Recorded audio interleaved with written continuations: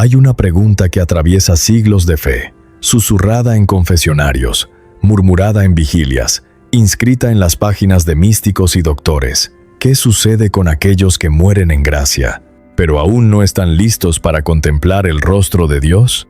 La Iglesia llama a ese lugar o estado purgatorio, y sobre él se cierne un silencio sagrado, porque Dios no nos ha revelado sus misterios con la precisión que la curiosidad humana desearía. Lo que sabemos viene de la Escritura, de la tradición, del magisterio, y también de susurros de santos que se acercaron a esa realidad a través de la oración, del éxtasis, de la comunión profunda con el sufrimiento de las almas. Pero antes de hablar sobre castigo, necesitamos entender algo fundamental. El purgatorio no es prisión, es crisol, no es venganza divina, es misericordia en llamas. Cuando Santa Catalina de Génova escribió sobre el purgatorio en el siglo XV, sus palabras ardían como las almas que ella contemplaba. Decía que la felicidad del paraíso solo era superada por la felicidad de las almas en el purgatorio, una afirmación que parece contradecir todo lo que pensamos sobre el sufrimiento. ¿Cómo puede haber felicidad donde hay pena? La respuesta está en el amor. Las almas en el purgatorio aman a Dios con intensidad que nunca conocieron en vida. Ven con claridad absoluta quién es Él. Y exactamente por eso sufren, porque aún no pueden lanzarse enteramente en ese abrazo. Hay algo en ellas que aún necesita ser quemado, no por crueldad, sino por necesidad. Nada impuro puede entrar en el cielo. Imagina una vestidura blanca manchada de lodo seco. La vestidura es preciosa, destinada a un banquete real, pero necesita ser lavada. Y el lavado duele no porque el lavador sea cruel, sino porque la suciedad está impregnada en la fibra. La Iglesia enseña que en el purgatorio existen dos formas de sufrimiento, la pena de daño y la pena de sentido. Estos nombres suenan técnicos, fríos, pero traducen realidades de fuego y añoranza. La pena de daño es la privación temporal de la visión beatífica, ver a Dios cara a cara. Es sed sin agua a la vista, es amor sin abrazo. Es llegar cerca de la puerta de la casa donde habita todo lo que siempre quisiste, todo para lo que naciste, y no poder entrar todavía. Esa espera, dicen los santos, es un tormento que supera cualquier dolor físico que conocemos.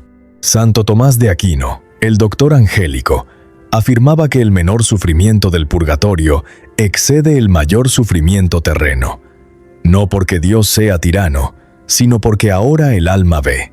En la tierra, sufrimos sin comprender completamente lo que perdimos con el pecado.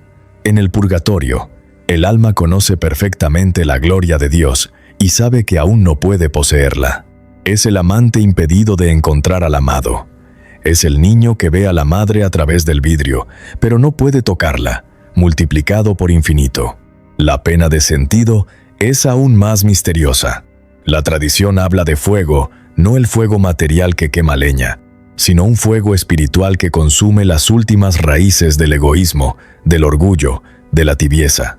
Santa Catalina de Génova comparaba ese fuego al oro en la fragua. Cuanto más arde, más puro se vuelve. ¿Pero qué significa exactamente ese fuego? La Iglesia nunca lo ha definido con precisión. Algunos teólogos hablan de una acción directa de Dios sobre el alma, purificándola. Otros hablan del propio arrepentimiento del alma ante sus imperfecciones. Puede ser ambas cosas o algo que nuestro lenguaje terreno no logra capturar. Lo que sabemos es esto: el alma en el purgatorio sufre porque aún carga las consecuencias de sus pecados. No la culpa esa fue perdonada en el confesionario, lavada por la sangre de Cristo. Pero las marcas permanecen, las tendencias desordenadas, los apegos, las pequeñas idolatrías que ni siquiera percibimos en vida.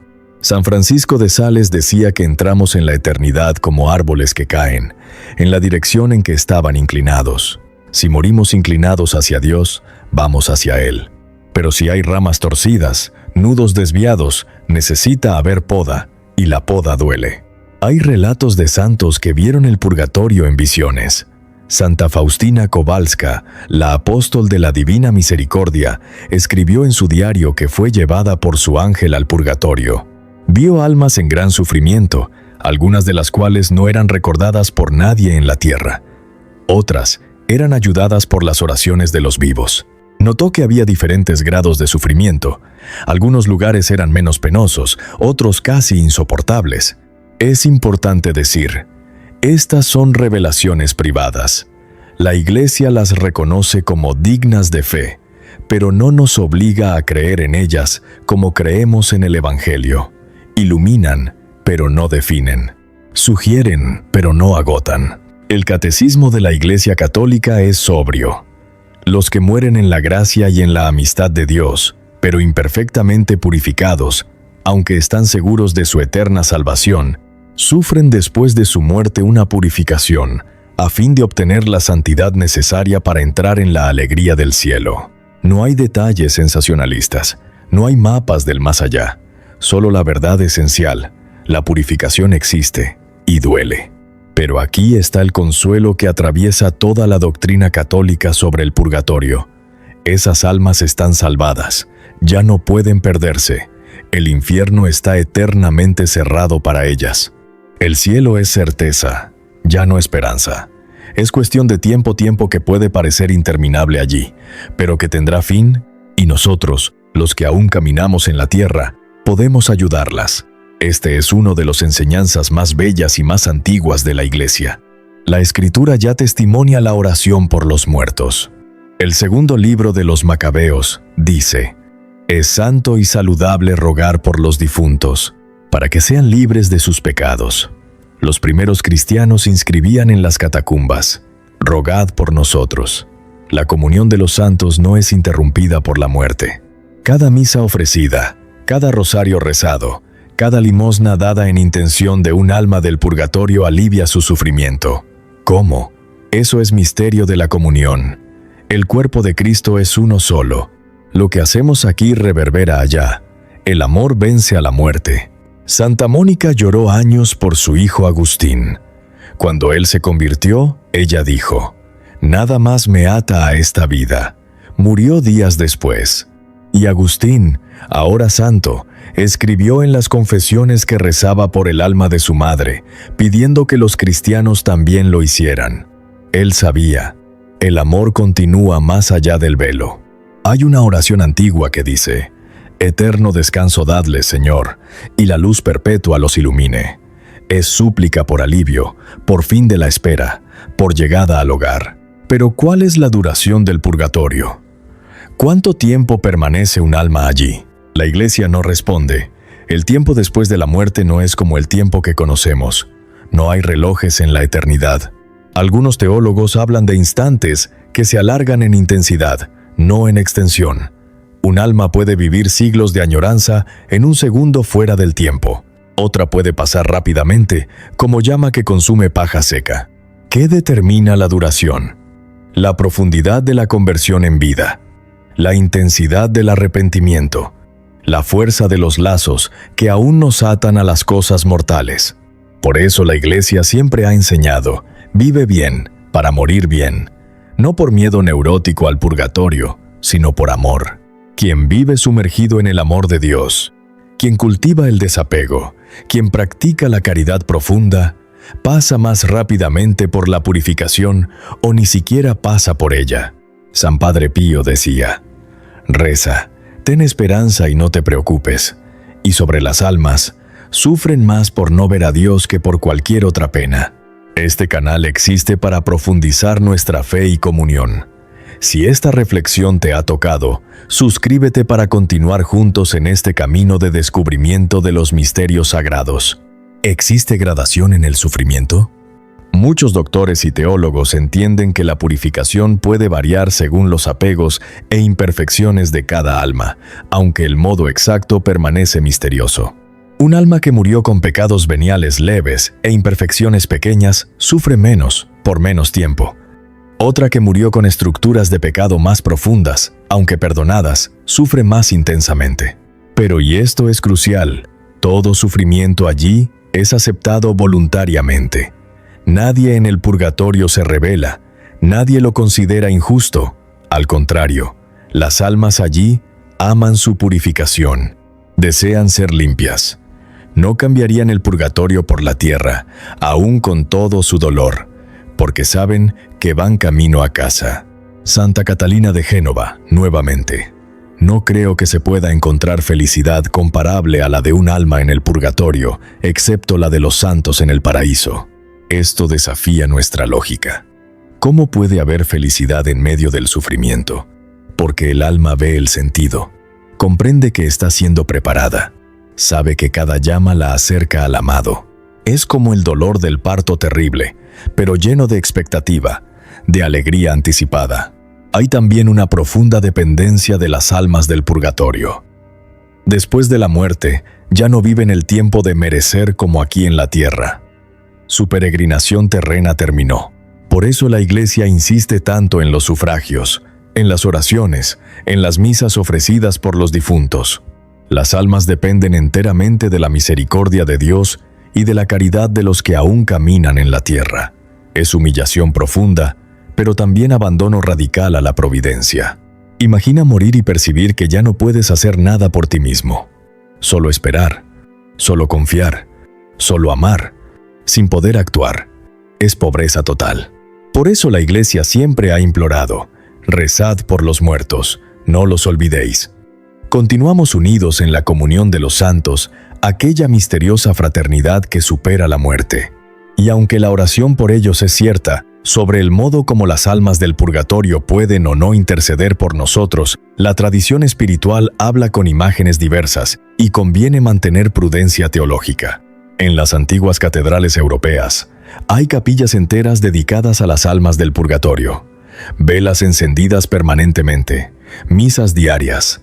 Los cristianos de otros siglos tomaban esto en serio.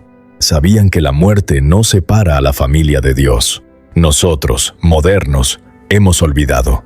Vivimos como si los muertos no existieran. Visitamos tumbas una vez al año. Raramente rezamos un Padre Nuestro por quien partió. Y mientras tanto, almas que amamos pueden estar esperando, sufriendo no por castigo, sino por incompletud, deseando el cielo con ardor que nunca imaginamos, anhelando nuestro recuerdo, nuestra oración. Algunos autores espirituales sugieren que almas más sensibles a Dios, aquellas que ya vivieron en la tierra profunda intimidad con Él, pueden sentir de modo más agudo la privación temporal de la visión beatífica. Pero esto es reflexión teológica, no definición de la Iglesia. Lo que importa es el principio. La sensibilidad espiritual aumenta tanto la capacidad de alegría como la de sufrimiento. San Juan de la Cruz, el doctor de la noche oscura, hablaba de la purificación pasiva en la vida terrena, un sufrimiento espiritual tan intenso que lo comparaba al purgatorio.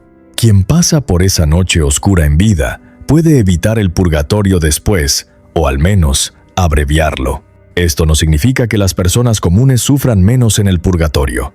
Significa que la purificación puede suceder también aquí, si aceptamos las cruces con amor. Entonces, ¿qué hacer? ¿Cómo vivir para minimizar o evitar el purgatorio? La respuesta no es miedo. Nunca fue miedo. Es amor. Vive amando a Dios sobre todas las cosas. Desapégate de lo que pasa. Perdona profundamente. Practica la caridad sin cálculo. Recibe los sacramentos con fe. Reza por el Espíritu Santo. Él es el fuego purificador que puede quemar en vida lo que sería quemado después de la muerte. Santa Teresita del Niño Jesús se ofreció como víctima al amor misericordioso. Pidió que Dios la consumiera en vida con su amor, para no necesitar purificación después. Murió a los 24 años, consumida por la tuberculosis y por un amor que ardía.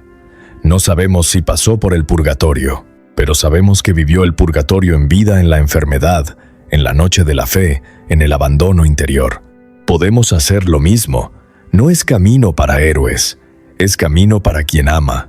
Y cuando pecas, cuando caes, cuando percibes los apegos que aún te atan, confiésate, no lo pospongas. El sacramento de la reconciliación restaura la amistad con Dios y perdona la culpa. Y conforme a la contrición, la reparación y la misericordia divina, Dios también purifica las consecuencias que el pecado deja, aunque no siempre esto se dé de modo automático y completo. Por eso la Iglesia también nos invita a la penitencia, a la caridad, al abrazo de las cruces cotidianas. Las indulgencias tan mal comprendidas también sirven para eso. No son compra de salvación, son remisión de la pena temporal, concedida por la Iglesia con base en los méritos infinitos de Cristo. Una indulgencia plenaria, cuando verdaderamente se obtiene con las disposiciones interiores exigidas, puede remitir toda la pena temporal, es un gran don de misericordia. Por eso la Iglesia la recomienda con seriedad y sin superstición. El desapego total del pecado, la confesión sacramental, la comunión eucarística, la oración por el Papa, todo esto compone el camino. Pero al final, lo que más importa no es evitar el sufrimiento, es llegar a Dios, es estar listo para verlo cara a cara, es tener el corazón tan limpio que pueda soportar el peso de la gloria. Las almas en el purgatorio ya han elegido esto, ya han dicho sí. Ahora solo esperan que el último residuo de muerte sea consumido, para que puedan vivir plenamente. ¿Y nosotros? ¿Qué elección hacemos hoy? El purgatorio no es amenaza, es esperanza. Es la prueba de que Dios no desiste de nosotros. Aun cuando morimos imperfectos, Él termina lo que comenzó, completa la obra, no con martillo, sino con fuego de amor. Santa Catalina hablaba del purgatorio como de un lugar alegre.